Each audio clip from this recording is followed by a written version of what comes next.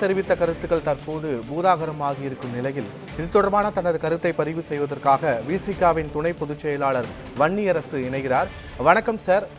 திருமாவளவன் அவர்கள் பதிவிட்டிருக்கிறார். இது மாதிரி அம்பேத்கரை பற்றி அவர்கள் பேசுவது அம்பேத்கர் விஸ்வரூபம் எடுக்கிறார் என்ற ஒரு கருத்தையும் அவர் பதிவிட்டிருந்தார். உங்களுடைய கருத்துக்கள் என்ன? வணக்கம். இன்றைக்கு பாஜக ஆட்சியின் போது இந்த அரசியலமைப்பு சட்டத்தினுடைய 75வது ஆண்டை கொண்டாடுவதாக கடந்த நவம்பர் 26 பெருமையோடு இந்தியாவுடைய தலைமை அமைச்சர் மோடி அவர்கள் பேசினார்கள். ஆனால் இந்த இந்திய அரசியலமைப்பு சட்டத்தை நிறுவிய அம்பேத்கருடைய அந்த வடிவம்தான் நாடாளுமன்றம். நாடாளுமன்றத்துக்குள்ளேயே அம்பேத்கரை இழிவுபடுத்தும் விதமாக அமித்ஷா அவர்கள் பேசுகிறார்கள். இது வன்மையாக கண்டனத்துக்குரியது. புரட்சியாளர் அம்பேத்கர் தான் இந்த அரசியலமைப்பு சட்டத்தை யாத்து தந்தவர்.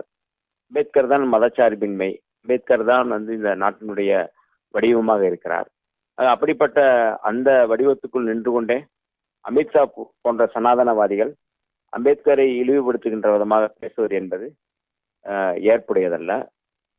இப்பொழுது மோடி அவர்கள் பதில் சொல்லும் விதமாக பேசினாலும் கூட அவருடைய நோக்கம் என்பது அம்பேத்கர் அவர்களுடைய அந்த ஜனநாயகத்தினுடைய அந்த அடையாளத்தை அழித்தொழிப்பதுதான்.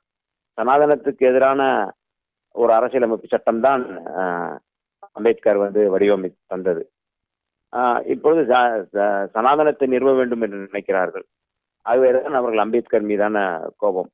காங்கிரஸ் இன்றைக்கு அம்பேத்கரை புதிதாக தூக்கி பிடிப்பதை போல அவர்கள் பேசுகிறார்கள். ஆனால் இது காங்கிரஸை மட்டுப்படுத்துவதற்காக அல்லது காங்கிரஸை இதிலிருந்து விளக்குவதற்காக பேசுகிறார்களே ஒழிய அம்பேத்கர் மீதான ஒரு பற்றின் அடிப்படையில் பேசுகிறார்கள் என்று சொல்ல முடியாது. இந்தியா முழுக்க நாங்கள் அம்பேத்கர் சிலைக்கு மாலை போட போகிறோம் என்று சொன்ன பாஜக கட்சியை சேர்ந்தவர்கள் அல்லது மோடி போன்றவர்கள், அமித்ஷா போன்றவர்கள் இப்போது அமித்ஷாவை இழிவுபடுத்தி விட்டு அமைதி காக்கிறார்கள்.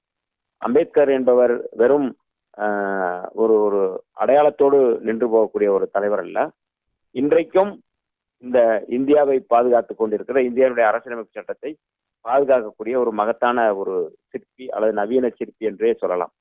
அப்படிப்பட்ட ஒரு தலைவரை காங்கிரஸை இழிவுபடுத்த வேண்டும் என்பதற்காக அம்பேத்கரை வைத்து இழிவுபடுத்துவது என்பது ஏற்றுக்கொள்ள முடியாது. காங்கிரசினுடைய கருத்துக்கு நேரடியாக பதில் சொல்ல முடியாதவர்களாக, காங்கிரஸ் முன்னெடுக்கும் போராட்டத்துக்கு பதில் சொல்ல முடியாமல், அல்லது நாடாளுமன்றத்தில் பாஜகவினுடைய போக்கு அல்லது அதானியினுடைய போக்கு குறித்து கேள்வி எழுப்பு சூழலில் அதற்கு பதில் சொல்ல முடியாமல் அம்பேத்கரை இழிவுபடுத்துகின்ற ஒரு போக்காதான் நாம் பார்க்கின்றோம். அம்பேத்கர் இன்றைக்கு அச்சுறுத்தல் உள்ள ஒரு ஆளுமையாக இருக்கிறார் என்பதற்கு அமித்ஷாவுடைய இந்த கருத்தே சரியானதாக இப்பொழுது புலப்படுகின்றது. முழுக்க முழுக்க சனாதனத்துக்கு எதிராக களமாடிய அம்பேத்கரை வெறுமனே கடவுளுடைய பெயரை சொன்னால் சொர்க்கம் கிடைக்கும் என்று சொல்வது என்பது ஒரு அமைச்சராக இருந்து கொண்டு சொர்க்கம் நரகம் என்று பேசுகின்ற ஒரு பிற்போக்குத்தனமான ஒரு போக்கை தான் நாம் பார்க்க முடிகிறது. இது வன்மையாக கண்டனத்துக்குரியது. இதை ஏற்க முடியாது. அம்பேத்கர் வழியில தான் நாங்க ஆட்சி நடத்திட்டு இருக்கோம், அவரோட கனவுகளை நிறைவேற்ற தான் இந்த ஆட்சி நடந்துட்டு இருக்கு அப்படின்னு பிரதமர் மோடி சொல்லியிருக்காரு.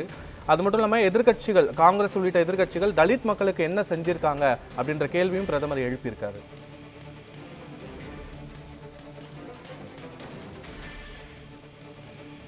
ஆனால் இவங்க பன்முகத்தன்மையை சீரழித்து விட்டு ஒரே நாடு ஒரே தேர்தல் என்பதை கொண்டு வருகிறார்கள். இது அம்பேத்கர் கொள்கைக்கு எதிரானது. அம்பேத்கருடைய கொள்கையில் மிக முக்கியமானது இந்த மாநிலங்களுடைய உரிமை தொடர்பானது. ஆனால் அவர்கள் 370 ரத்து செய்துவிட்டு இன்றைக்கு மாநில உரிமைகள் பற்றி பேசுவதாக அவர்கள் சொல்லுகிறார்கள்.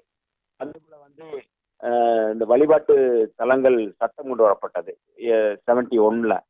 ஆனால் அந்த சட்டத்தை இன்றைக்கு மதிக்காமல் பாபர் மசூதி இடித்து விட்டு இப்பொழுது காசி, மதுரா, ராஜஸ்தானில் இருக்கிற அஜ்மீர் தர்கா உள்ளிட்ட இடங்களுக்கு சென்று அங்கே தொல்பொருள் ஆராய்ச்சி செய்ய வேண்டும் என்று சொல்லி அடுத்த இடிக்கின்ற முயற்சியில் ஈடுபட்டுக் கொண்டிருக்கிறார்கள்.